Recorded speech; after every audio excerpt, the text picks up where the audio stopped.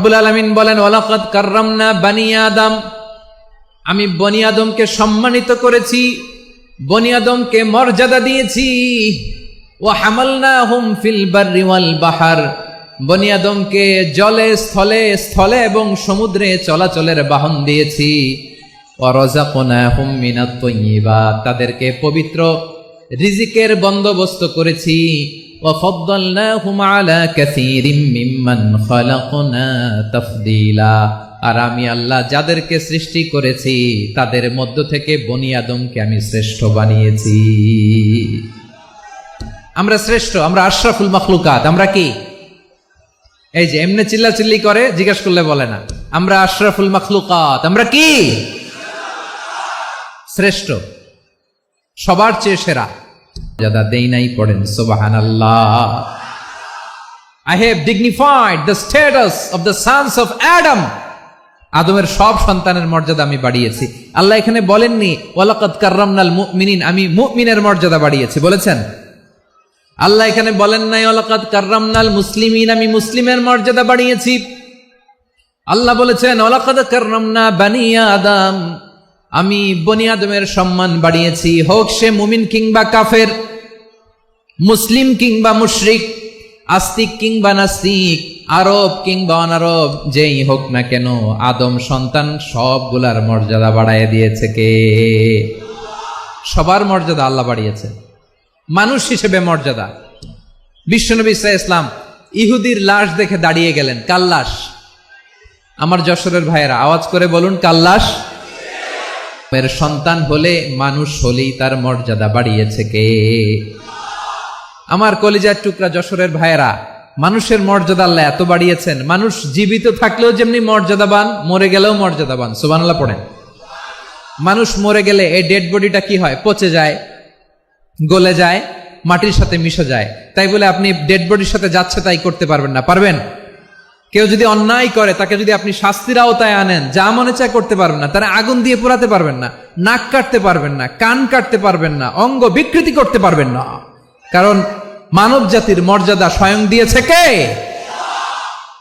Dead body পচে যাবে, গলে যাবে। তারপর ইসলাম বলে না, খবরদার, এই মরা লাশটারও একটা মর্যাদা আছে না নাই? ইসলাম বলে এই লাশটা গলে যাবে, পচে যাবে, কিন্তু এটার অমর্যাদা করো না। কর্পূর দিয়ে, খেজুর পাতা দিয়ে, এটাকে ওয়ার্ম ওয়াটার দিয়ে, গরম পানি দিয়ে ধৌত করো। সাদা শুভ্র ধবধবে কাপড় দিয়ে লাশটাকে তুমি কাভার করো। তারপরে খাটিয়ার মধ্যে লাশটাকে রেখে বিশাল একটা প্রোগ্রাম করো, একটা ফিউনারাল প্রোগ্রাম করো। ওই প্রোগ্রামের ডানে বায়ে পেছনে লাশটারে রাখলে হবে না, প্রোগ্রামের একেবারে সামনটাতে তুমি লাশটাকে রাখো। সুবহানাল্লাহ। একটা ফিউনারাল প্রোগ্রাম করতে হবে, তাকে শেষ বিদায় জানাতে হবে, যেটাকে আমরা জানাজা বলি। কি বলি? জানাজা মানে মাইয়েতের জন্য দোয়া, তার জন্য দোয়া করা হয়। তাকে একটা সিস্টেমেটিক অর্ডারে কবরে রাখা হয়, সুন্দরভাবে সেটাকে কবরস্থ করা হয়, মাটি দেয়া হয়, পানি দেয়া হয়। তার মানে মরে গেলেও মানুষের সম্মান বাড়ায় দিয়েছে কে? এজন্য আল্লাহ বললেন ওয়ালাকাদ কাররামনা বানি আদম, বনি আদমের সম্মান মর্যাদা আমি আল্লাহ বাড়িয়ে দিয়েছি। মানুষের সম্মানে তুমি কখনো আঘাত করো না, ঠিক কিনা? তাহলে ভাই, প্রথম মেসেজ হচ্ছে, the first and foremost message tonight to the people of Jessore. আল্লাহ বলেন, I have dignified the status of son of Adam, আমি বনি আদম সবার মর্যাদা বাড়িয়ে দিয়েছি। হোক আস্তিক নাস্তিক, হোক কাফের কিংবা মুশরিক, তার মর্যাদা বাড়াই দিছে কে? যখন বন্যা হয়, আমরা ত্রাণ নিয়ে যাই, আমরা শুধু মুসলমানদেরকে ত্রাণ দেই নাকি? হ্যাঁ, আমরা মুসলমানকেও দেই, অমুসলমানকেও দেই, হিন্দুকেও দেই, বৌদ্ধকেও দেই। যেখানেই মানবতা বিপন্ন সেখানে ইসলামের হেল্পিং হ্যান্ড আছে না নাই? সুবহানাল্লাহ। কি দিন আমরা পেয়েছি, কি বিধান আমরা পেয়েছি। ওয়ালাকাদ কাররামনা বানি আদম, আমি বনি আদমকে সম্মানিত করেছি। এরপর আল্লাহ বললেন ওয়া হামালনাহুম ফিল বাররি ওয়াল বাহর, মানুষকে স্থলে এবং সমুদ্রে চলাচলের বাহন আমি দিয়েছি। স্থলে কিভাবে চলবে, জলে কিভাবে চলবে, এই বাহনের ব্যবস্থা করেছে কে? আল্লাহ বললেন ওয়া হামালনাহুম ফিল বাররি ওয়াল বাহর, জলে স্থলে আমি চলাচলের যানবাহনের ব্যবস্থা করেছি। আমরা স্থলে ঘোড়ার উপরে চড়ি, উটের উপরে চড়ি, গাড়ির উপরে চড়ি। এই যে গাড়ির ইঞ্জিন বানাইছি আমরা, এটার মেধা দিয়েছে কে? মানুষের উপকার আছে। এরকম সরঞ্জামাদি নিয়ে সাগরের উপরে বিশাল বিশাল জলযানগুলো চলে, এগুলো ডুবে যায় না, কাত হয়ে যায় না, পড়ে যায় না। এগুলোকে স্থিতিস্থাপকতাকে ঠিক করে রাখলো কে? টাইটানিক জাহাজের 8 গুণ 10 গুণ বড় একটা জাহাজ আছে, আইকন অফ দ্য সি, আমি দেখে এসেছি। রয়্যাল ক্যারিবিয়ান দেখে এসেছি। সাগরের সামনে জেটিতে যখন দাঁড়ালাম, জাহাজটা যখন যায়, আমার মনে হচ্ছে একটা শহর সবগুলোর নিয়ে এগুলো চলে। সাগরের এই দোলার মধ্যে, জলোচ্ছ্বাসের মধ্যে, এই সাগরের ভেতরে এই জাহাজগুলোর ভাষায় রাখছে কে?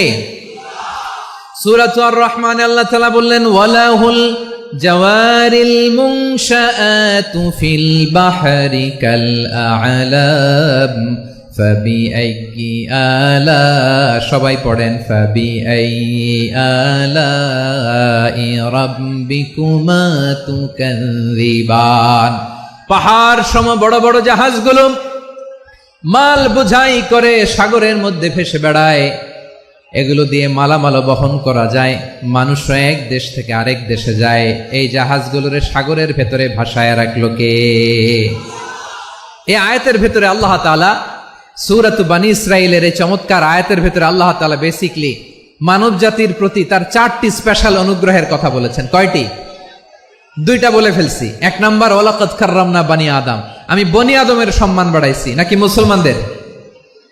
নাকি মুসল্লিদের? কার সম্মান বাড়িয়েছি? বনী আদমের।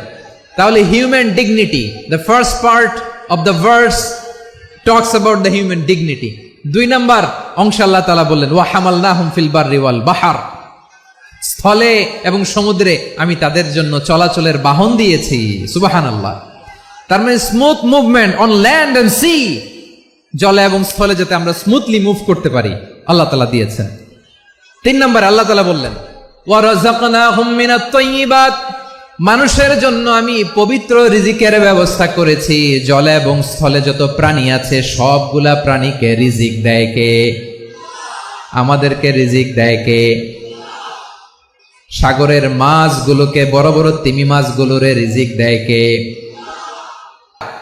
আকাশ এবং জমিনে যা কিছু আছে সবকিছু মানুষের জন্য, মানুষের কল্যাণে, মানুষের প্রয়োজনে, মানুষের বশীভূত করে সৃষ্টি করেছেন কে?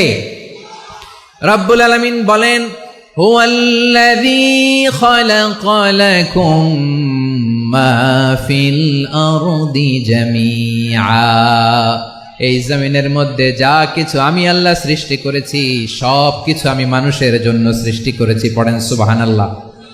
মানুষ চলে গিয়েছে চাঁদে। কোথায় গেছে? এখন কিন্তু চাঁদে জমি বিক্রি হয়, জানেন? পৃথিবী নিয়ে মারামারি শেষ। রাশিয়া আমেরিকা এখন ধরছে চাঁদ আর মঙ্গল গ্রহ। এখন চাঁদে জমি বিক্রি হয়, মঙ্গলে জমি বিক্রি হয়। এই চাঁদ, মঙ্গল, বৃহস্পতি, শনি সব আল্লাহ তাআলা আমাদের জন্য বানিয়েছেন। সুবহানাল্লাহ পড়েন। মানুষ সাগরের উপরে চড়ে, শূন্যে ভেসে বেড়ায়, পাহাড় কেটে সুড়ঙ্গ বানায়, টানেল বানায়। মানুষ ব্রডব্যান্ডের লাইন নিয়ে যায় সাগরের ভেতর দিয়ে, এক দেশ থেকে আরেক দেশে, এক মহাদেশ থেকে আরেক মহাদেশে। সুবহানাল্লাহ পড়েন। তার মানে গোটা বিশ্বের সবকিছুর উপরে কন্ট্রোল। বিষয় আওয়াজ করে বলুন, কোরআনের কেন্দ্রীয় আলোচ্য বিষয় কি? সবাই বলেননি? এতগুলো মানুষ উত্তর দিলে এতটুকু আওয়াজ হয়, অন্তত আমি বিশ্বাস করি না। যশোর, আওয়াজ করে বলো, কোরআনের কেন্দ্রীয় আলোচ্য বিষয় কি? মানুষ। এই মানুষ কোরআনের কেন্দ্রীয় আলোচ্য বিষয়। মানুষকে আল্লাহ স্বাধীনতা দিয়েছেন। ফামান শাআ ফালইউমিন ওয়া মান শাআ ফালইয়াকফুর, চাইলে মুমিন হতে পারো, চাইলে কাফের হতে পারো, তোমার ইচ্ছা। তবে জেনে রাখো, মুমিন হলে পাবা জান্নাত, কাফির হলে পাবা জাহান্নাম। নাও দ্য ডিসিশন ইজ ইয়ার্স, সিদ্ধান্ত তোমার, জান্নাতে যাবা না জাহান্নামে যাবা। যশোরের ভাইয়ের আওয়াজ করে বলুন, কই যেতে চান, জান্নাতে না জাহান্নামে? ডান দিকে না বাম দিকে? ডানপন্থী না বামপন্থী? চিল্লা চিল্লি না চুপচাপ? চুপচাপ কয়ে আবার চিল্লাচিল্লি শুরু করে দিচ্ছে। মাশাআল্লাহ। তাহলে কোরআনের কেন্দ্রীয় আলোচ্য বিষয়, তারা অবয়ব ডিজাইন যে সুন্দর তা না, আমাদের ব্রেনটা অনেক সফিস্টিকেটেড ব্রেন, অনেক সফিস্টিকেটেড।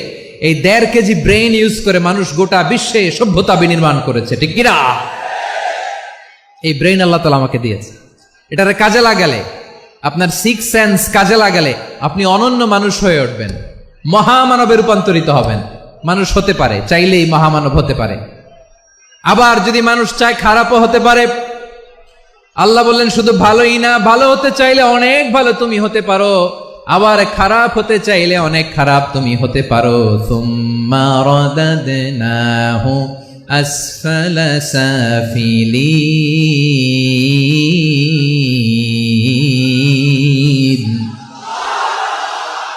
খারাপ হলে একেবারে খারাপ হতে পারো, নিকৃষ্ট হলে একেবারে নিকৃষ্ট হতে পারো, ভালো হলেও ভালো হতে পারো। কোন সুবহানাল্লাহ।